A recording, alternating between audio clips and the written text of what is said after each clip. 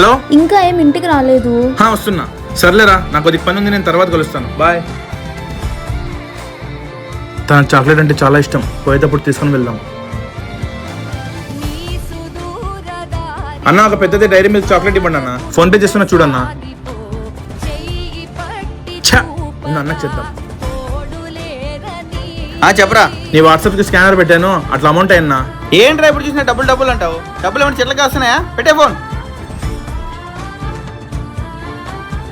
నీ వాట్సాప్ కి స్కానర్ పెట్టాను, అర్జెంట్ గా అమౌంట్ అయ్యరా.